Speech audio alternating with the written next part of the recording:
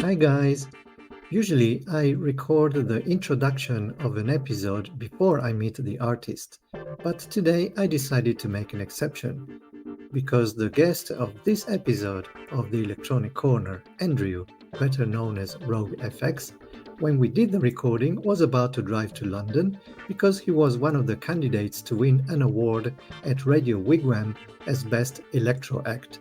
And since he actually did win that award, I thought it would be nice for everybody to know, and that's why I'm informing you right now in the introduction, even though you will hear nothing about it in the interview, obviously, since it took place a couple of days before the event. So now, let's go to meet Rogue FX. Hi, Andrew. Thanks a lot for accepting my invitation here at the Electronic Corner. How are you today? Hi, Sergio. Yeah, I'm absolutely fine, thank you. Yeah, it's a little bit on the cold and windy side in the UK at the moment, but we're getting 80 miles an hour gales, so hopefully can't hear the wind too much, but I'm okay apart from that. Oh, I And see. yourself? Yeah. Yeah, You well, not windy here, but cold as well. So at least we can share that. All right, let's start. You used to be in a synth pop group during the 80s and a house Yeah. music band in the 90s. And after a break of 20 years, you kicked off your solo project, Rogue FX. So I was wondering what inspired you to make a comeback? Yeah, it's one of those things where um, I've thought about it here and there across the years. And just that particular time I was thinking about it, I had been listening to quite a lot of the synth wave that had the 80s influence. And I just thought, yeah, I might just give that a try. And it was just simple as that. So I got myself, I really didn't know too much around, how to do it these days, because my knowledge was so old. It's a completely different way of doing things. But I went and bought a hardware synthesizer and YouTube what I needed. Yeah. And I have a question on that, in fact. The following question is exactly about that. yeah, okay, Yeah. Oh, you can finish yeah. what you So were so saying. that was really it was all it to. It was really on a bit of a whim. I thought, well, I'll give it a go. Bought myself just a little synthesizer, and I made my first 3 or 4 songs almost just completely on that synth. The drums, the all the synths, all the bass, everything is just on that one synth. It's only later that I've branched out a little bit, with a little bit more hardware, but a lot of virtual software that I use on the tracks. So yeah, Yeah. it was on a whim. A couple of years ago, I thought I'd get back into it, see where it takes me. I see. Well, I mean, you didn't know the questions I was, about to ask you, but it looks like you read my mind because my next Yeah, question is that the music scene has definitely evolved since you started in the 80s. And so yeah. what's the major difference that you see in creating electronic music back then compared to now, excluding the obvious fact that now we can count on a lot of digital stuff which we did not have in the Yeah. 80s. But what else has changed in your recording process? I mean, the very early, the 80s when I did that was kind of late 80s, but in those days, it was more simple, but also more complicated. It was kind of a sequencer, and uh, 2 or 3 synths. If you were lucky, we were one. In the 80s, I think we normally just had one at a time. Um, that was hopefully multi-timbral, so you could have maybe 8 channels going on a sequencer, and maybe the drum machine. So, and that was it. And then you go to a studio, you put that down normally on an 8 track. You couldn't run, might have done the odd 16 track here and there, but definitely nothing more than that. And do your vocals on top. Get yourself a demo tape. Maybe the studio had a facility to run off 50 copies of that demo tape, and that was it. It's the 90s. happened, that was it started to get a little bit more sophisticated. We started to bring in at that point the kind of early Atari STs with very early Cubases. We added a sampler, a couple of more synths, a lot more sophisticated MIDI, DAT machines, so you could record everything straight to DAT. And it became easier. So I think when we had record deals, sometimes we ended up going in the studio. Sometimes it just take what we put onto the DAT. Depends if we needed vocals, instrumentals would normally take what we put on DAT. So it became a little bit easier in the 90s.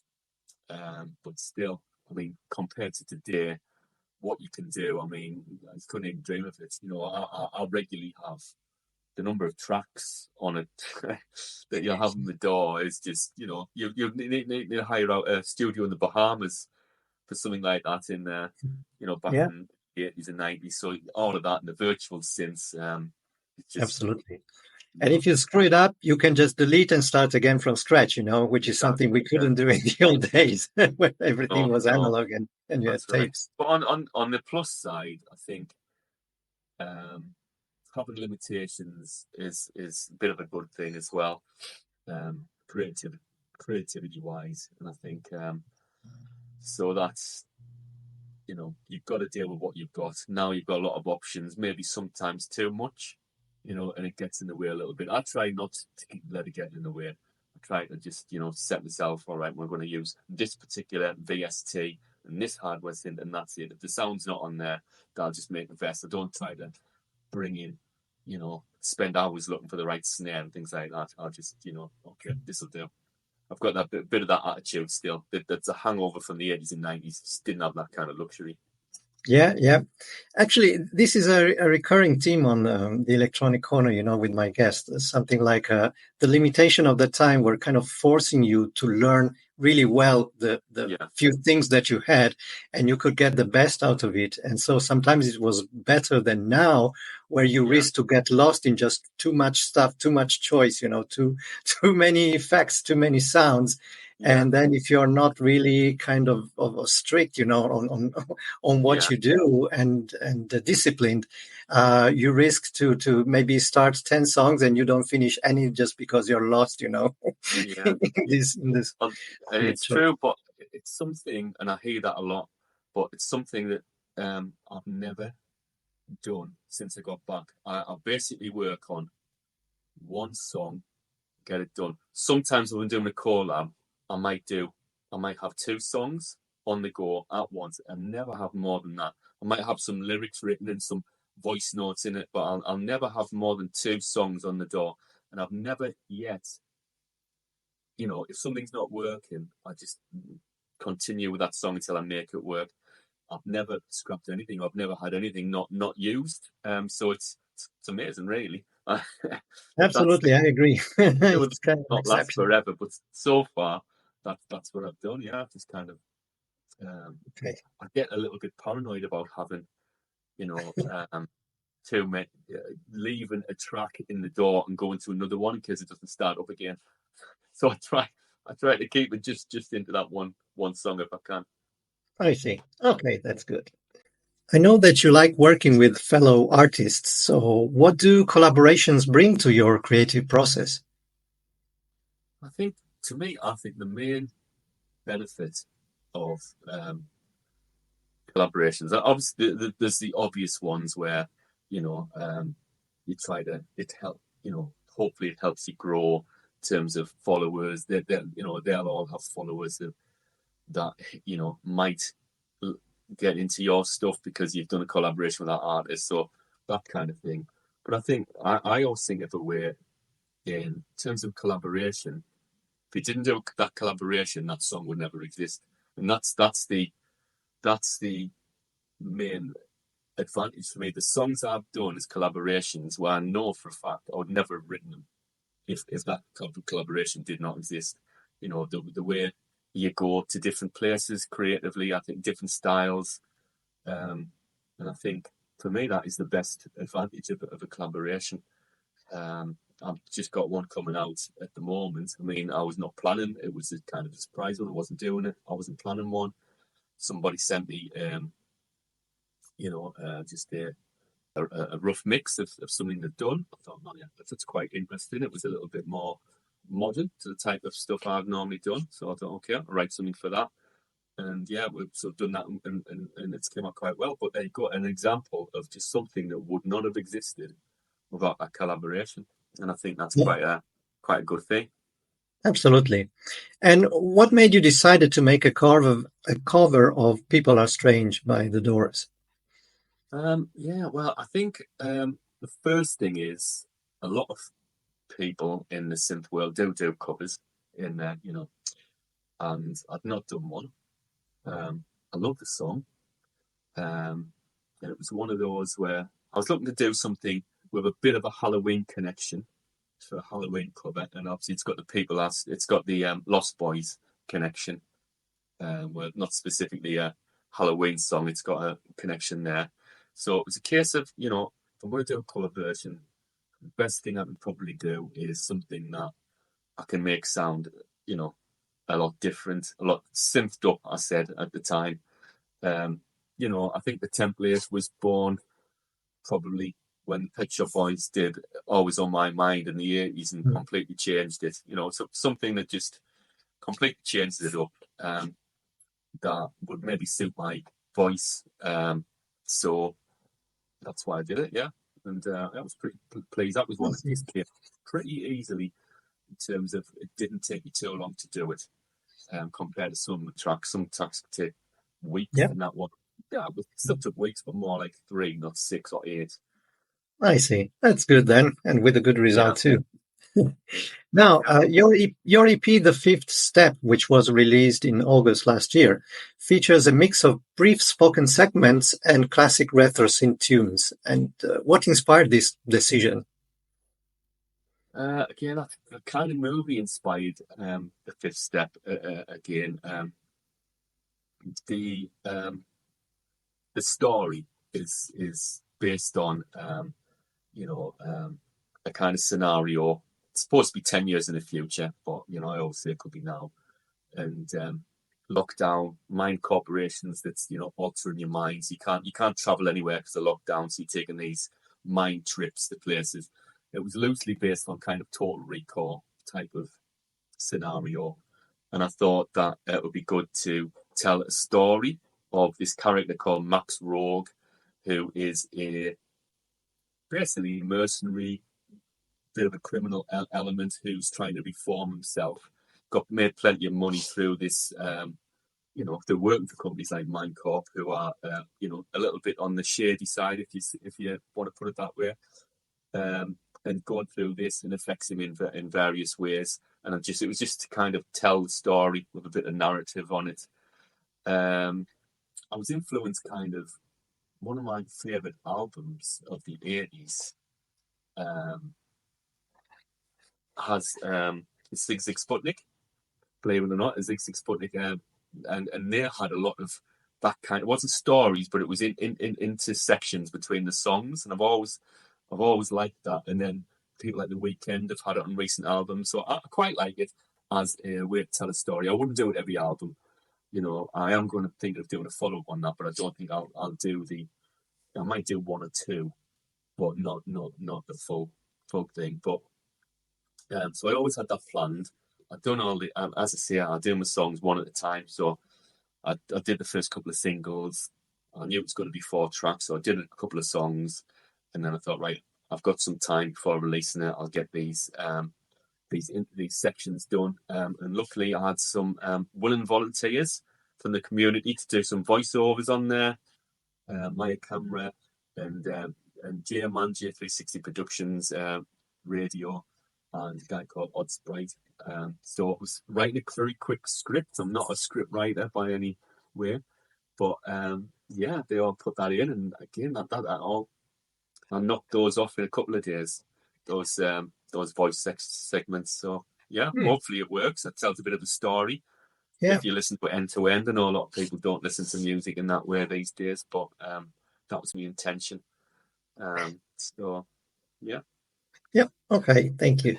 So it's time for a silly question. Sometimes I have those, this show. Right? And I have one No for you question, today. silly question. I think this is what they say. Yeah. If for some strange reason cowbells and claps were globally prohibited, do you think you could effectively substitute them with other percussive sounds? Or are these two sounds so integral to retro synth music that finding suitable replacements would be nearly impossible? Well, Because you use them a lot. So, you couldn't get round. You could. Yeah, I mean, you couldn't get by about clap. Absolute. That would be a disaster. Now cowbells. I do like to put a bit of cowbell in, and I've got them on a few songs. But I think you could replace a cowbell. Cowbells just because you like that sound. It really harks it back to that 80s sound when you hear it. I love it. That cowbell. Perhaps because Yeah, it reminds me when I was young, yeah. So that's why I love cowbells and But claps. I do alternate the cowbell sound. Some are more authentic sounding cowbells, and some of the proper electronic TR 808 cowbells, which is my favourite. But yeah, so I think you could probably live without them. It wouldn't be as fun, but a clap, no, you do not think you could make the music I make without a clap. Okay, that makes sense. There's no song I've got that doesn't have a clap in it. Yeah, I So agree. That's why I came out with this question. I yeah, noticed how you loved it, so I said, okay, let's maybe I should let's try a try bit this one. harder, but I think Okay, just like that you sound. should Yeah. have. And if you could form a supergroup with any musicians, living or dead, who would you be in it? All right. Poof. I mean, does it? Probably. It's a tough question. That. Yeah, I know. My hero slash idol is David Bowie, so I'd put him on lead vocals straight away. I would relegate my vocals to backing vocals for David Bowie. So I'd do that. Um, Probably want to do something a bit like what could I add to it? A bit of guitar, I can't play the guitar. So I've got a few guitars. I'm trying to learn them. So let's get a good guitarist in there that can add something. And I want to keep the kind of electro sound. So we've got Billy Idol on vocals. Might put someone like Steve and Billy Idol's guitarist in there. He works well with a synth. So yeah, get him on. Choice. I think you know, Taylor Hawkins, bless him, we lost him, and brilliant drummer. So if I was going to have a drummer, I'd probably have Taylor Hawkins. And bass, well, I mean, I do like a slap bass, so maybe someone like Mark King, but another musical hero who would work well in backing vocals, or maybe his alternative vocals, Phil Lynott from Thin Lizzy. Oui. So there's a bit of a mix there, but if we could get that band together, Yeah, um, yeah, I think we that's great. and that. I think you would be well served. I especially like the marking choice. Yeah, I'm a big fan. Or he can debate that. Mick Karn was also great. Another one we Yes, lost from yeah, Japan. I love I know. Mick Karn and It was and more of marking. electro, like fretless bass sound. Oh yes, Yeah, exactly. Maybe not much electro, but he did a great job in Japan anyway, and yes. also Dali's car. They were kind of electronic too, Yeah, and I so recently got a couple of years ago. I got into Japan in a big way. I've got a lot of this stuff on vinyl. yeah. Very very good bands. When you kind of bands you can get lost into. Yeah. Yeah. Okay, back to us. Let's talk about your studio. So nowadays, are you still a hardware guy or mostly software? From my understanding, I You think you know, have more I'm more ashamed, software. really. I'm ashamed Mm, because I am more software and I was always hardware, but it's just so much easier.